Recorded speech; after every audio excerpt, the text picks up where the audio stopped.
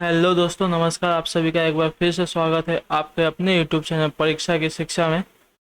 तो चलिए, ज़्यादा टाइम ना बर्बाद करते हुए आज की डायरेक्ट क्लास शुरू करते हैं। आपका पहली क्लास है जीके की, जीके जीएस की क्लास है। तो आपका पहला क्वेश्चन देखिए, आपका क्या दिया गया है। पहला क्वेश्चन आपके लिए दिया गया है, आवर्त सारणी के पांचवें अंतराल और दूसरे ए समूह के किस तत्व को रखा गया है। तो आप सभी लोग, चार विकल्प दिया गया है, चारों विकल्पों को देखिए और बताने की कोशिश कीजिए कौन सा आपका राइट विकल्प हो जाएगा।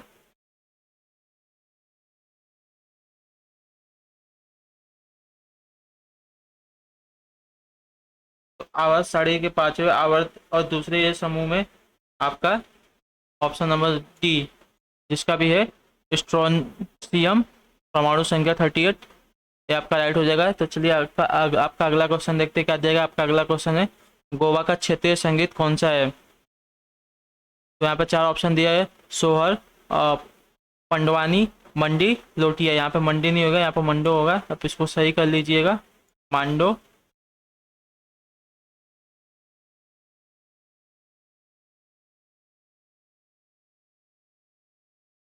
ओ, वो गलत हो गया, एक मिनट रुक जाइएगा।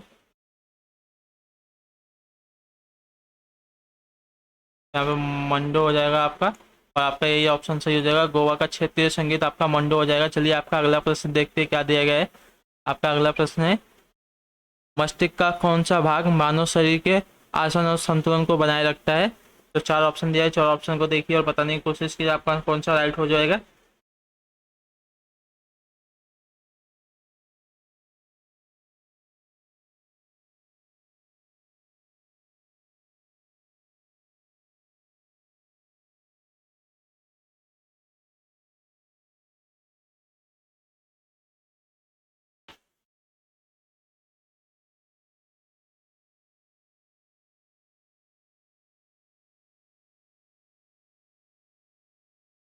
जिसका भी ऑप्शन नंबर सी हो वो राइट हो जाएंगे। के क्रेबेलम मस्तिष्क का भाग होता है जो मानव के शरीर और आसन को संतुलन को बनाए रखता है। आपका अगला प्रश्न देखिए क्या दिया गया है, किस पीएच मान का दांत किस पीएच मान पर दांत सड़ने लगता है। यहाँ पे चार ऑप्शन दिए गए, चार ऑप्शन को देखिए आप और इसका सही उत्तर देने की कोशिश कीजिए, आपका क्या हो जाएगा। तो जिसका भी ऑप्शन नंबर सी आ रहा है, 5.5 वो सही हो जाएंगे।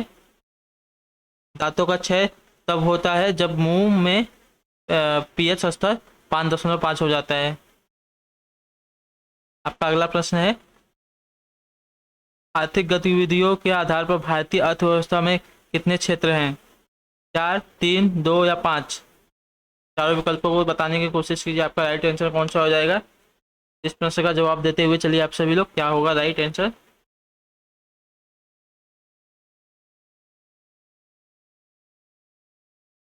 जिन भी जिन साथियों का आंसर नंबर बी है, ऑप्शन नंबर बी, वो राइट हो जाएंगे। तीन, आर्थिक गतिविधियों के आधार पर भारतीय अर्थव्यवस्था में कुल तीन क्षेत्र हैं, प्राथमिक क्षेत्र, द्वितीयक क्षेत्र और सेवा क्षेत्र। चलिए, आपका अगला प्रश्न देखिए क्या क्या दिया गया है। छठा नंबर प्रश्न है, निम्नलिखित में से कौन सा एक मीठी महक वाला पदार्थ है। आपका अमोनिया, मेथनॉल, एस्टर या इथेनॉल।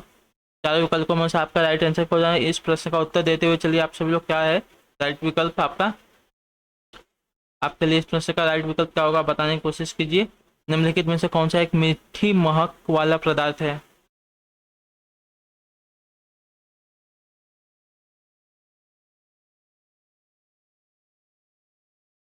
तो आपका एस्टर मीठी महक वाले पदार्थ हैं।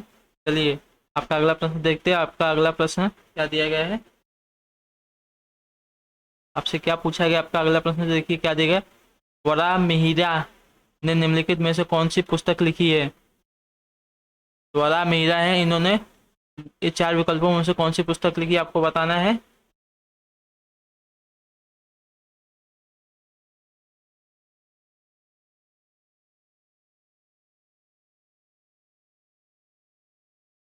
तो जिसका भी आंसर नंबर सी आ रहा है वो मेरे दोस्तों राइट हो जाएंगे।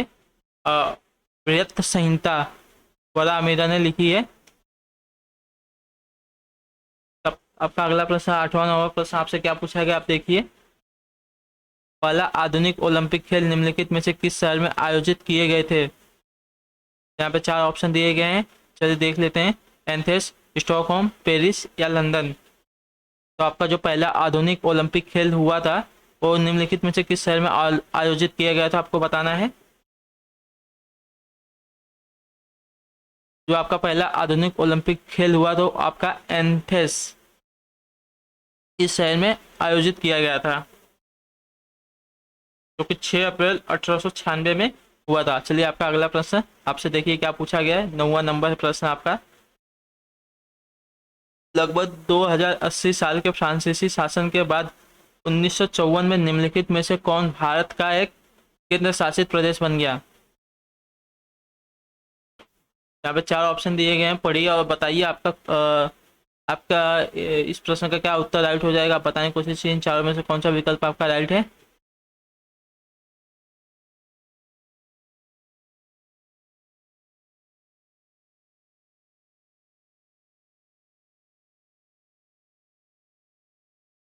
तो आपका ऑप्शन नंबर सी जिसका भी है वो राइट हो जाएंगे, पुडुचेरी।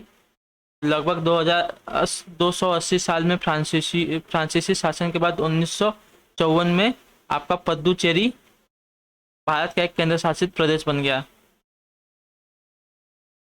चलिए आपसे आपका देखिए अगला प्रश्न आपसे क्या पूछा गया है। आपका अगला क्वेश्चन है, संविधान के अनुच्छेद 274 के अनुसार काराधान को प्रभावित करने वाले विधेयकों के लिए किसकी पूर्व सिफारिशों की आवश्यकता होती है? राज्यसभा के सभापति, केंद्रीय वित्त मंत्री, अध्यक्ष या प्रधानमंत्री? बताने की कोशिश कीजिए इसका राइट आंसर क्या होगा आप सभी इस प्रश्न का।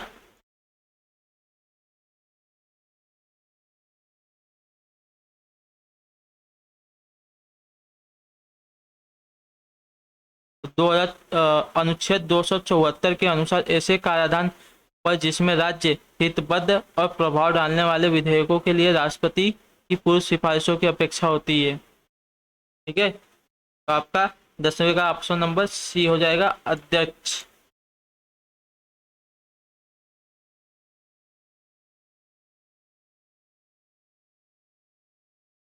चलिए आपसे देखिए आपका अगला प्रश्न क्या पूछा गया है। अगला क्वेश्चन देखिए, निम्नलिखित में से कौन सी नदी कृष्णा की सहायक नदी है? वेन्ना, बेतवा, भीमा या कोयना?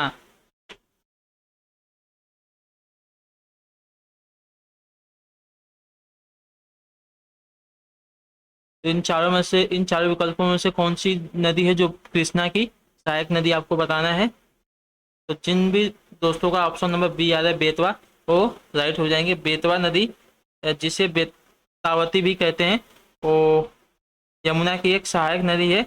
यह मध्य प्रदेश, सॉरी हमें कृष्णा की बताना है, तो कृष्णा की सहायक नदी हो जाएगी। चलिए आपका अगला प्रश्न देखिए आपसे क्या पूछा गया है। क्वेश्चन नंबर 12 है आपके लिए। फ्लेमिंग के बाएं हाथ के नियम में कौन सी उंगली वर्तमान की दिशा दिखाती है? तो आपको बताना है कि फ्लेमिंग के बाएं हाथ के नियम में कौन सी उंगली वर्तमान की दिशा दर्शाती है। तो आपको बताना है इसका राइट आंसर क्या हो जाएगा। प्रश्न का जवाब देते हुए चलिए दोस्तों, तो जिसका भी ऑप्शन नंबर सी आ रहा अंगूठा, वो बिल्कुल राइट हो जाएंगे।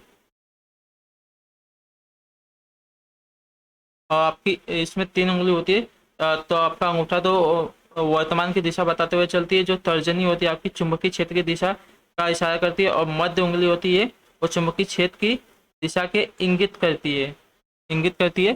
चलिए आपका अगला प्रश्न देखिए। आपका अगला प्रश्न आपसे क्या पूछा गया है। 13 नंबर क्वेश्चन, 13 नंबर क्वेश्चन है आपका। सिंहगढ़ के किले की मुगलों से रक्षा करते हुए निम्नलिखित में से किस मराठा शासक को अपने प्राण गंवाने पड़े? तो सिंहगढ़ का जो किला था उसकी सुरक्षा करते हुए मुगलों से कौन से मराठा शासक ने अपनी जान गंवा दी?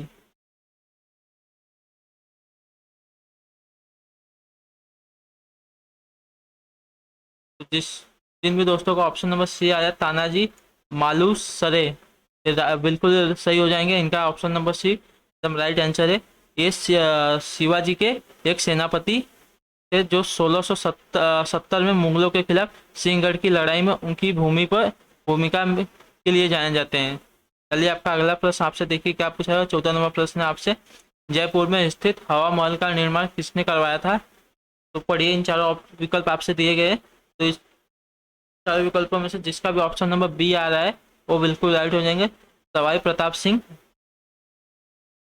जो कि निर्माण हुआ था आपका 1799 ईस्वी में।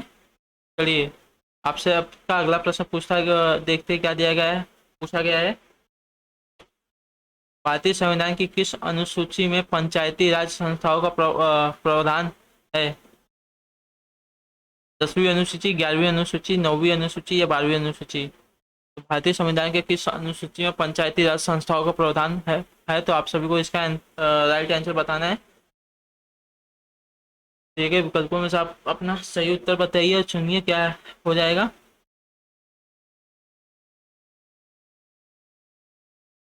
तो आपका 11वीं अनुसूची बिल्कुल राइट हो जाएगा। पंचायती राज संस्थाओं का प्रावधान है इसमें 11वीं अनुसूची में। आपसे देखिए आपका अगला प्रश्न क्या पूछा गया है। 16 नंबर प्रश्न है, विक्रमशिला गंगात्मक डॉल्फिन अभ्यारण्य में स्थित है। तो विक्रमशिला गंगात्मक डॉल्फिन अभ्यारण्य आपका वो इन चारों ऑप्शन में बताना है। कौन से अभ्यारण्य में स्थित है? हरिद्वार में स्थित है, इलाहाबाद में स्थित है या भागलपुर में स्थित है, विशाखापट्टनम में स्थित है?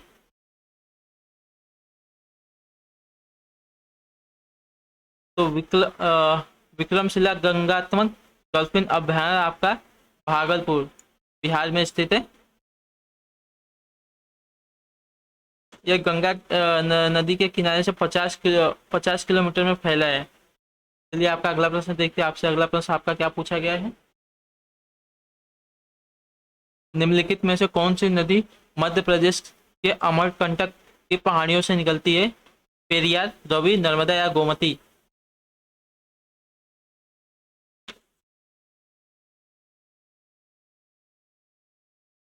तो बताना है इन चारों ऑप्शन में से कौन सा आपका राइट विकल्प हो जाएगा, जो कि मध्य प्रदेश के अमरकंटक की पहाड़ियों में से निकलती है। तो जिसका भी ऑप्शन नंबर सी आ रहा है नर्मदा, वो बिल्कुल राइट हो जाएंगे। नर्मदा नदी मैकाल पर्वतमाला की अमरकंटक पहाड़ियों से निकलती है। यह मध्य भारत की एक प्रमुख नदी है। ठीक है, आपके लिए देखिए आपका अगला प्रश्न आपसे क्या पूछा गया है। प्रसिद्ध नृत्यांगना चेमनीचारी पुनीरामन नायर निम्नलिखित में से किस नृत्य से जुड़ी हैं? कथकली, मणिपुरी, ओडिशा या साइत्रा सात्रिया? तो आपको बताना है 18 नंबर प्रश्न का आपका आंसर क्या हो जाएगा। इस प्रश्न का जवाब देते हुए चलिए आप सबके लिए इस प्रश्न का उत्तर क्या हो जाएगा बताने की कोशिश कीजिए आप लोग। राइट आंसर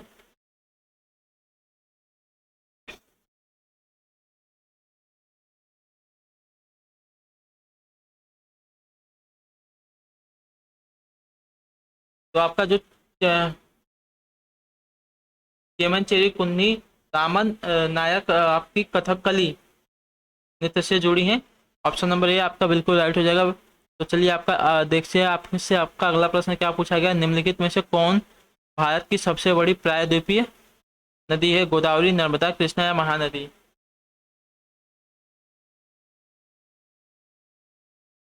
इन चारों विकल्पों में से आप चुनिए इन चारों नदियों में से कौन सी है जो भारत की सबसे बड़ी प्रायद्वीपीय नदी हो जाएगी। तो सबसे बड़ी आपकी प्रायद्वीपीय नदी गोदावरी हो जाएगी। ऑप्शन नंबर ए बिल्कुल राइट है आप सभी का। गोदावरी नदी का स्रोत महाराष्ट्र के नासिक जिले के त्र्यंबक के पास है। त्र्यंबक के पास है, ठीक है। यह छत्तीसगढ़, महाराष्ट्र, आंध्र प्रदेश, मध्य प्रदेश, कर्नाटक और उड़ीसा के राज्यों से होकर बहती है। इस नदी के ऊपर श्री राम सागर बांध बनाया गया था, जिसे दक्षिण की गंगा के नाम से भी जाना जाता है। चलिए आपका अगला प्रश्न देखिए आपसे क्या पूछा गया है। 20वां प्रश्न है, भारत के मुद्रा एक मिनट, भारत के मुद्रा नोट के भाषा पैनल पर कितनी भाषाएं हैं? 12, 17, 15 या 10? तो आप सभी लोग इस विकल्प को देखिए, इस क्वेश्चन को देखिए और बताने की कोशिश की आपका कौन सा विकल्प सही हो जाएगा।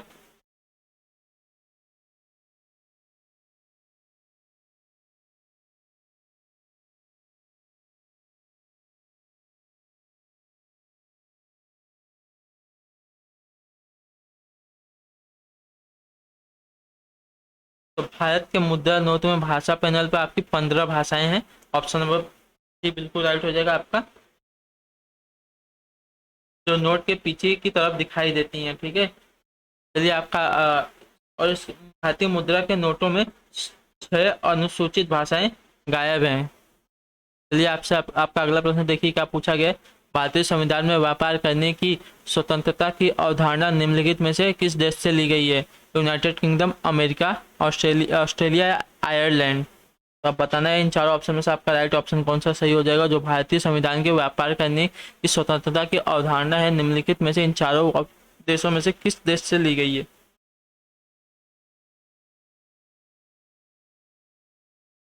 तो आपका ऑस्ट्रेलिया बिल्कुल सही हो जाएगा, ऑप्शन नंबर सी।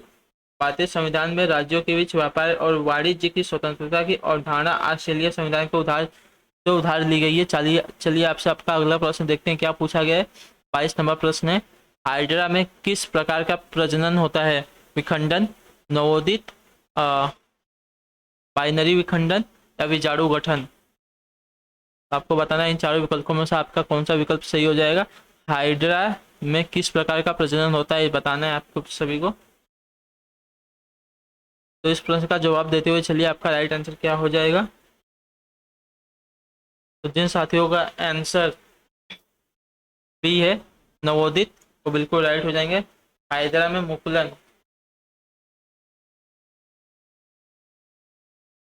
तो नवोदित बोलते हैं, वो बिल्कुल राइट हो जाएंगे।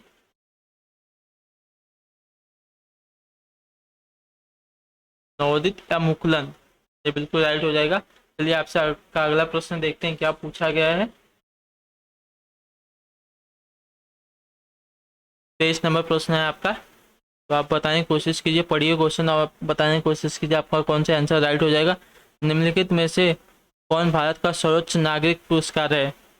पद्म भूषण, भारत रत्न, पद्मश्री या ज्ञानपीठ पुरस्कार?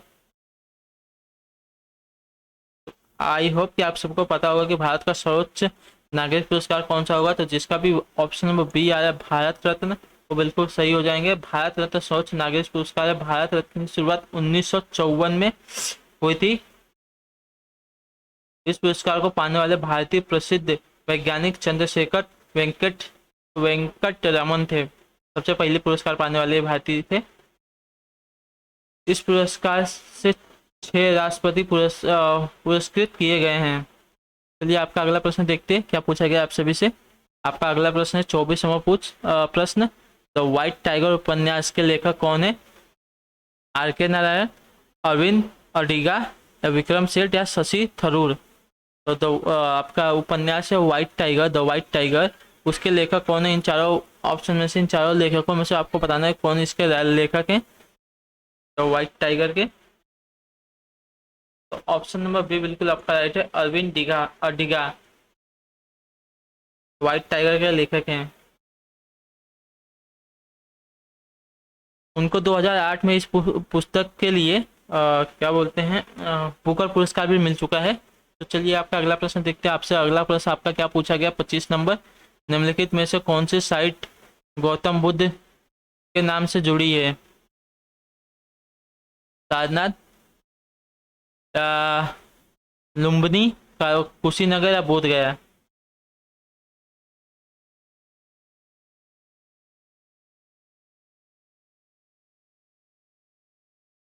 तो आपको बताना है इनमें से चारों ऑप्शन में से कौन सी ऐसी साइट है जो गौतम बुद्ध के जन्म से जुड़ी हुई है। तो जिसका भी ऑप्शन नंबर बी है वो बिल्कुल राइट रहेंगे, लुम्बिनी।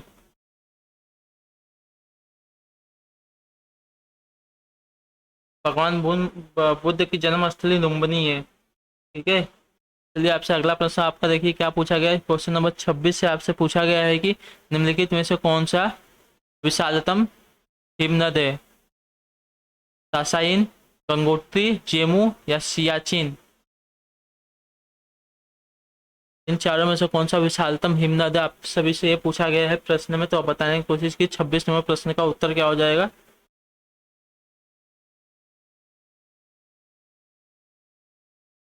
जिसका भी ऑप्शन नंबर डी आ रहा है वो मेरे दोस्त राइट हो जाएंगे, सियाचिन। सियाचिन सबसे बड़ा हिमनद है। इसकी लंबाई 72 किलोमीटर है। यहाँ से नुब्रा नदी निकलती है। इसे विश्व का सबसे ऊंचा युद्ध स्थल कहते हैं।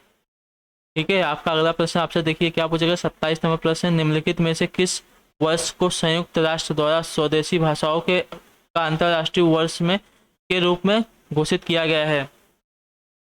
निम्नलिखित में से किस वर्ष को संयुक्त राष्ट्र द्वारा स्वदेशी भाषाओं का अंतर्राष्ट्रीय वर्ष के रूप में घोषित किया गया है, आपसे ये प्रश्न पूछा गया। तो इस प्रश्न का उत्तर देने की कोशिश कीजिए। आपका राइट आंसर क्या हो जाएगा? 2017 को, 2022 को, 2019 को या 2022 को। तो ऑप्शन बी मैंने गलत बोल दिया था, ऑप्शन 2020 है, 2019 है और 2022 है।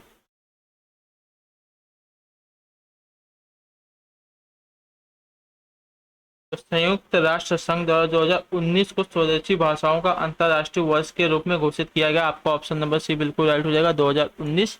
चलिए आपसे देखते हैं आपका अगला प्रश्न क्या पूछा गया है। निम्नलिखित में से कौन सी ऐसी राष्ट्रीय पार्टी नहीं है? तो आपको बताना है, 4 ऑप्शन दिए गए हैं, इन चारों में से कौन सी आपकी एक राष्ट्रीय पार्टी नहीं है?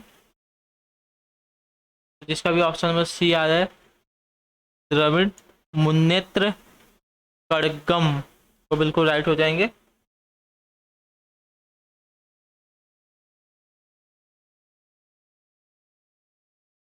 ठीक है, और बाकी जो तीनों दी गई हैं आपकी भारतीय राष्ट्रीय पार्टी हैं, भारतीय राष्ट्रीय पार्टी हैं, और अपने भारत में कुल 8 राष्ट्रीय पार्टियां हैं।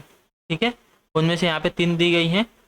चलिए आपका अगला प्रश्न आपसे देखते हैं क्या पूछा गया। 29 नंबर प्रश्न है, प्रत्येक 2 वर्ष के बाद राज्यसभा में कितने सदस्यगण सेना नेतृत्व हो जाते हैं?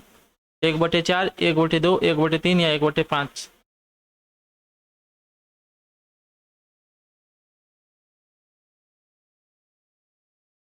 तो भारतीय संविधान के लोकसभा व राज्यसभा दोनों सदन होते हैं। लोकसभा अस्थायी तथा राज्यसभा अस्थायी सदन। राज्यसभा में अधिकतम 250 सदस्य हो सकते हैं। इसके 1/3 सदस्य हर 2 वर्ष बाद सेना नेतृत्व हो जाते हैं। तो ऑप्शन नंबर सी आपका बिल्कुल राइट हो जाएगा, 1/3 प्रत्येक 2 वर्ष के बाद राज्यसभा के सदस्यगण सेना नेतृत्व हो जाते हैं। आपका ऑप्शन नंबर सी बिल्कुल राइट है। चलिए आपसे आपका अगला प्रश्न और आखिरी प्रश्न आपका जीके का क्या पूछा गया है। तो संविधान सभा द्वारा भारतीय संविधान को कब पारित किया गया था? 26 जनवरी 1950, 26 नवंबर 1950, 14 अगस्त 1947 या 26 नवंबर 1949?